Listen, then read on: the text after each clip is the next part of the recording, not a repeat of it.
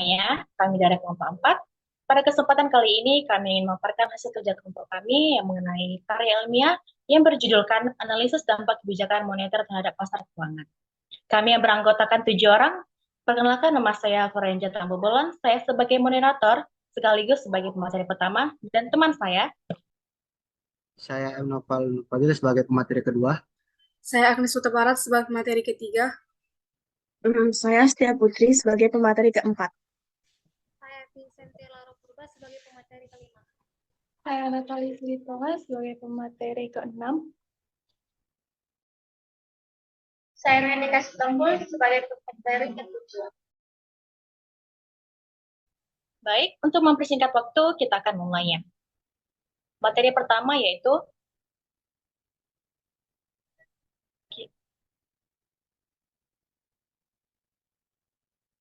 pengertian kebijakan moneter.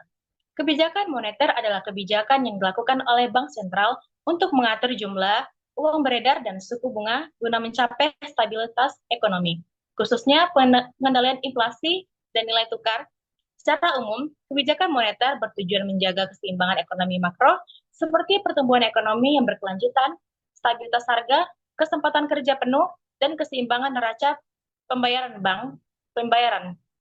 Bank sentral seperti Bank Indonesia memiliki kewenangan untuk menetapkan dan melaksanakan kebijakan moneter melalui pengendalian jumlah uang beredar dan atau suku bunga demi menjaga stabilitas rupiah.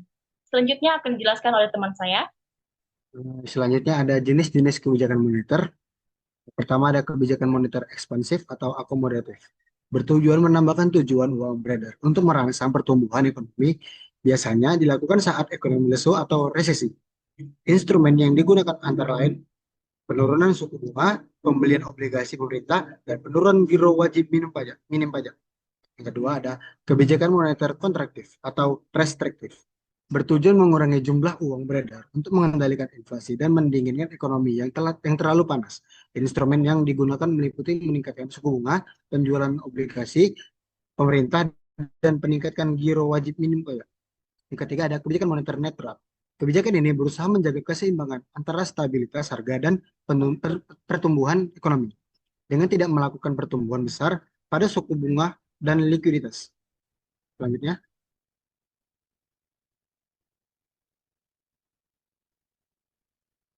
kebijakan moneter kuantitatif atau quantitative easing, yaitu strategi ini digunakan untuk meningkatkan likuiditas di pasar keuangan dengan membeli aset keuangan dalam jumlah besar, seperti obligasi pemerintah, terutama ketika suku bunga sudah sangat rendah. Selanjutnya, kebijakan moneter operasi pasar terbuka, yaitu melibatkan pemerintah atau penjual sekuritas pemerintah di pasar terbuka untuk mengatur jumlah uang yang beredar dan mempengaruhi suku bunga. Selanjutnya, ada kebijakan moneter diskonto, yaitu melalui penyesuaian suku bunga pinjaman jangka pendek yang diberikan bank sentral pada bank komersial.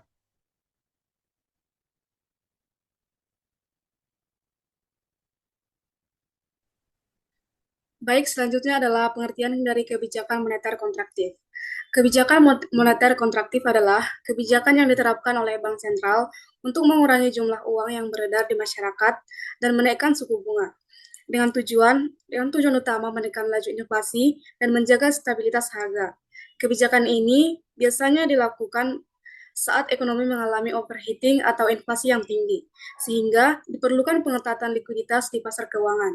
Adapun ciri-ciri kebijakan moneter kontraktif antara lain, yang pertama, peningkatan suku bunga acuan, yang kedua, penjualan obligasi pemerintah untuk menyerap likuiditas, dan yang terakhir adalah peningkatan persyaratan cadangan minimum bank komersial. Baik, selanjutnya akan dilanjutkan oleh teman saya.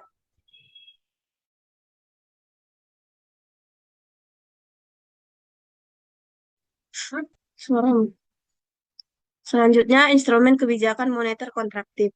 Kebijakan moneter kontraktif adalah suatu kebijakan dalam rangka mengurangi jumlah uang yang beredar, yang dilakukan pada saat perekonomian mengalami inflasi dan disebut juga dengan kebijakan uang ketat atau tight money policy. Instrumen-instrumen kebijakan moneter kontraktif yang pertama yaitu operasi pasar terbuka atau open market operation. Bank Indonesia akan menjual surat berharga kepada bank umum sehingga bank umum harus membayar surat berharga yang berakibat pada ketersediaan dana pinjaman yang berkurang. Pemerintah akan menjual surat berharga pemerintah kepada masyarakat seperti SBI atau Sertifikat Bank Indonesia dan SPBU, surat berharga pasar uang. Yang kedua, kebijakan suku bunga. Suku bunga BI akan dinaikkan agar masyarakat tertarik untuk menabung dan mengurangi jumlah uang yang beredar. Kenaikan tingkat suku bunga merupakan salah satu instrumen yang paling umum digunakan dalam kebijakan moneter kontraktif. Yang ketiga, politik cadangan kas atau reserve requirement. Politik cadangan kas dinaikkan. Makin tinggi rasio cadangan kas, maka akan semakin kecil kemampuan bank umum untuk menyalurkan kredit, sehingga jumlah uang yang beredar berkurang. Dan yang terakhir, yaitu kebijakan kredit ketat. Kebijakan kredit diperketat untuk membatasi penyaluran kredit oleh perbankan kepada masyarakat dan dunia usaha. Selanjutnya akan dijelaskan oleh teman saya.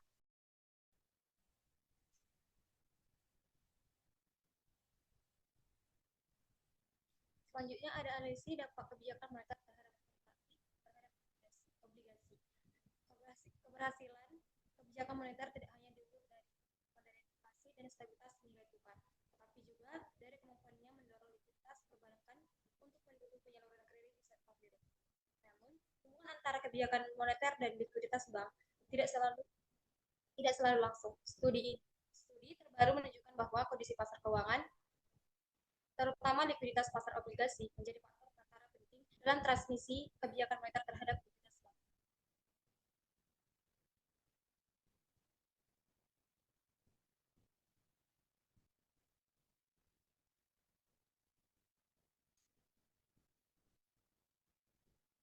Beberapa temuan dari penelitian ini menunjukkan, pertama, kebijakan moneter kontraktif atau kenaikan suku bunga menyebabkan harga obligasi turun dan yield naik, yang memicu volatilitas dan ketidakpastian pasar.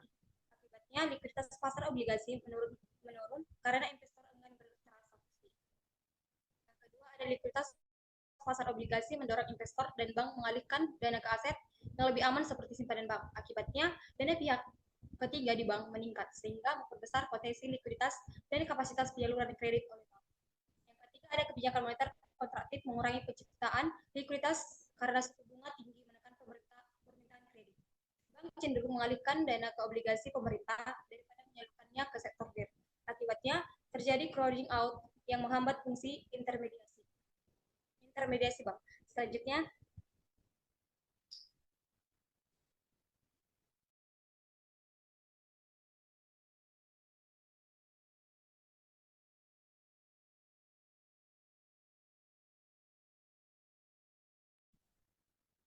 Baik, selanjutnya adalah prediksi dampak dari kebijakan moneter kontraktif untuk jangka pendek, terdiri dari yang pertama, kenaikan suku bunga, yang kedua ada dampak pada obligasi, yang ketiga ada penurunan permintaan, dan yang keempat adalah ketidakpastian pasar. Lalu untuk dampak jangka panjang dari kebijakan ini, yang pertama penurunan harga obligasi, yang kedua peningkatan imbal hasil obligasi, yang ketiga pergeseran preferensi investor, yang keempat stabilitas harga dan kepercayaan investor, dan yang ke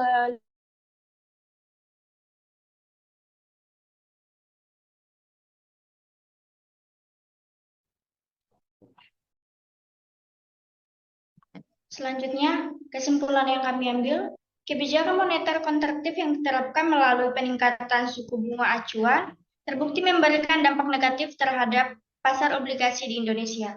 Kenaikan suku bunga menyebabkan harga obligasi turun dan imbal hasil meningkat, sehingga meningkatkan risiko investasi dan menurunkan minat investor.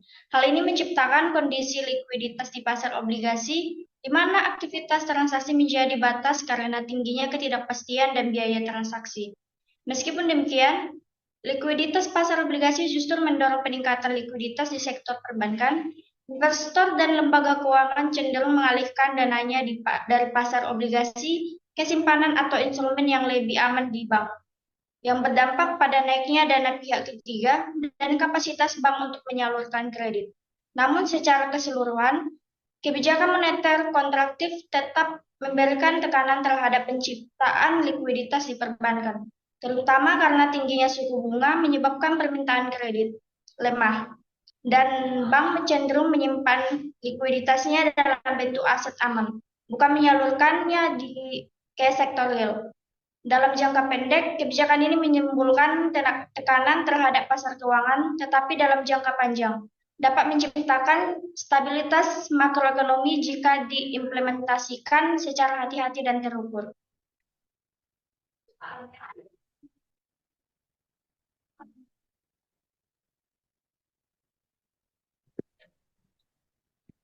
Baik, sekian dari pemaparan materi dari kelompok 4. Jika ada kesalahan kata dalam pemaparan materi, kami mohon maaf. Akhir kata kami mengucapkan terima kasih.